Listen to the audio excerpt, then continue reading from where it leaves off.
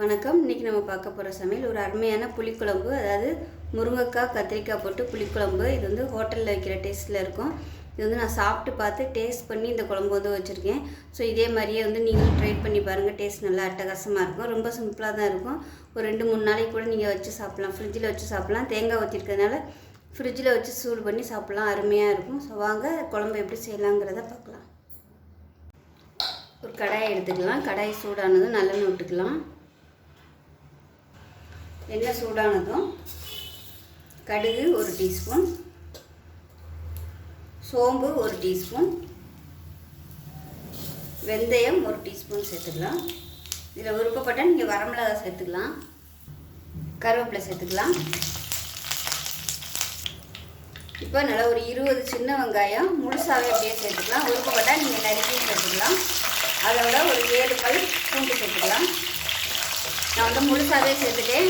நீங்கள் வந்து பூண்டு நச்சுட்டு சேர்த்துக்கிறதுனால சேர்த்துக்கலாம். நல்லா இன்னும் ஃப்ளேவராக இருக்கும். இப்போ வெங்காயம் வதங்கிட்டு இருக்குது. இதில் பார்த்தீங்கன்னா ஒரு 4 ஸ்பூன் அளவுக்கு துருவன தேங்காய், 1 டீஸ்பூன் சோம்பு, ஒரு 5 முந்திரி பருப்பு, 1 டீஸ்பூன் கசகசா, இது எல்லாமே ஒரு மிக்ஸி ஜாரில் சேர்த்துட்டு இதை வந்து நல்லா கெட்டியாக அரைச்சி எடுத்துக்கலாம்.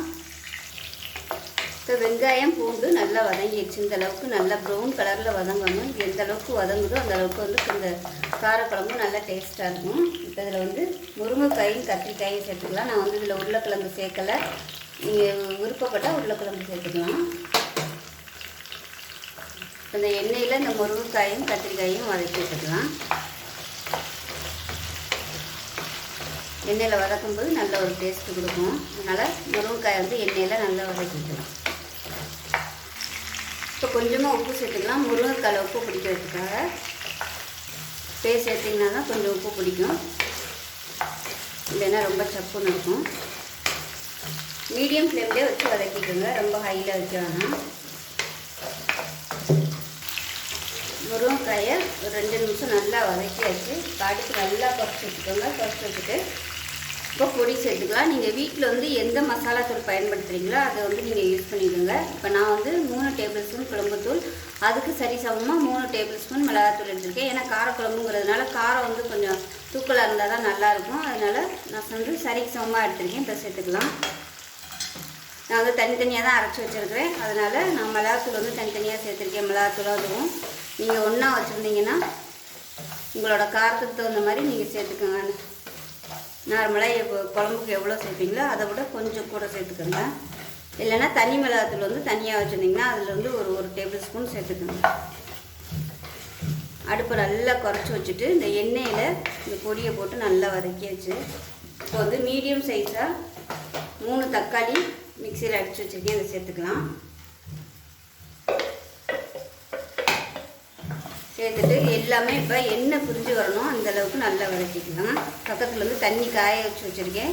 இது நல்லா எண்ணெய் பிரிஞ்சதுக்கப்புறம் நம்ம அந்த தண்ணியை வந்து சுடு தண்ணியை ஊற்றினா தான் முருங்கைக்காய் வந்து வேகும். இல்லைன்னா வேகாது சீக்கிரமாக, ரொம்ப நேரம் ஆகும். இதை அப்படியே தாளித்து விட்டுட்டு புளியெல்லாம் ஊற்றி நீங்கள் குக்கரில் கூட வைக்கலாம். தேங்காய்லாம் அரைச்சி ஊற்றிட்டு அந்த மாதிரியும் பண்ணலாம். ஆனால் நான் இன்றைக்கி வந்து கடாயில் தான் பண்ணுறேன். இது நல்லா எண்ணெய் பிரிஞ்சு வரட்டும். மூடி வச்சிடலாம். எண்ணெய் பிரிஞ்சு வரட்டும்.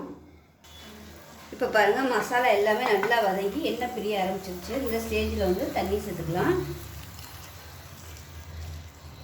வந்து ஒரு 3 டம்ளர் அளவுக்கு தண்ணி சேர்த்துருக்கேன்.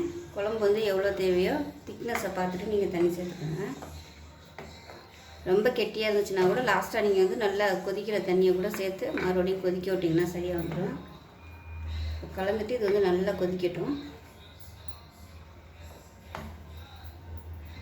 இது கொஞ்சம் கொதிச்சதுக்கப்புறமா புளி தண்ணி சேர்த்துக்கலாம். மூடி வச்சிடலாம். இப்போ நல்லா ஒரு 2லேருந்து 3 நிமிஷமாக நல்லா கொதிக்குது. இப்போ வந்து புளி தண்ணி சேர்த்துக்கலாம்.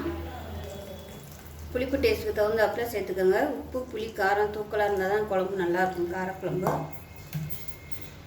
கலந்து விட்டுட்டு டேஸ்ட் பண்ணி பார்த்துக்கோங்க. புளிப்பு டேஸ்ட்டு பத்தலைன்னா சேர்த்துக்கலாம். இப்போ பாருங்கள், குழம்பு வந்து பச்சை வாசனை போக நல்லா கொதிச்சிருச்சு. எண்ணெயெல்லாம் விட ஆரம்பிச்சிருச்சு. இந்த ஸ்டேஜில் முருங்கைக்காய் வந்து வெந்துருச்சா என்னங்கிறத செக் பண்ணி பார்த்துக்கோங்க. அப்புறம் வந்து தேங்காய் முந்திரி பருப்பு கசகசா அரைச்ச பேஸ்ட் வந்து சேர்த்துக்கலாம். இதுதான் இந்த குழம்புக்கு வந்து டேஸ்ட் கொடுக்குறது. இது வந்து நல்லா கலந்து விட்டுட்டு கொதிக்க விட்டுடலாம். இதுவே நீ வந்து குக்கரில் பண்ணுறதா இருந்தால் புளி ஊற்றிட்டு கொஞ்சம் நேரம் கொதிக்க விட்டுட்டு இந்த தேங்காய் பேஸ்ட்டையும் அரைச்சி ஊற்றி எல்லாத்தையும் கலந்துட்டு க்ளோஸ் பண்ணி ஒரு 2லேருந்து ஒரு 3 விசில் விட்டிங்கன்னா உங்களுக்கு சீக்கிரமாகவே வேலை முடிஞ்சிடும், கேஸ் மிச்சமாகும். இந்த மாதிரியும் பண்ணிக்கலாம். இப்படி பண்ணிங்கன்னா உங்களுக்கு ரொம்ப நேரம் கொதிக்க விடுற மாதிரி இருக்கும். முருங்கைக்காய் வேகிறதுக்கு நேரம் ஆகும். இது நல்லா கொதிக்கட்டும். ரொம்ப திக்காக இருந்துச்சுன்னா கொதிக்கிற தண்ணி சேர்த்துக்கோங்க. இப்போ இது மீடியமான ஃப்ளேமில் நல்லா எண்ணெய் பிரிஞ்சு வரட்டும்.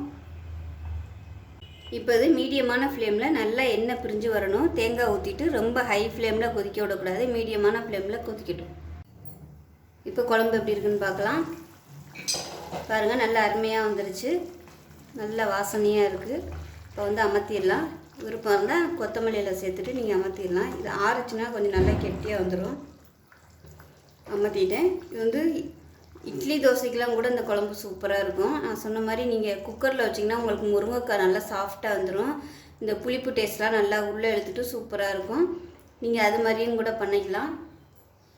அவ்வளோதான். இதே மாதிரியே புளிக்குழம்பு வந்து செஞ்சு பாருங்கள். டேஸ்ட் நல்லா அட்டகாசமாக இருக்கும். எப்பயும் பண்ணுறத விட கொஞ்சம் வித்தியாசமாக செஞ்சு பாருங்கள், டேஸ்ட்டு சூப்பராக இருக்கும். ஸோ இதே மாதிரி செஞ்சு பார்த்துட்டு எப்படி வந்துச்சுங்கிறத சொல்லுங்கள்.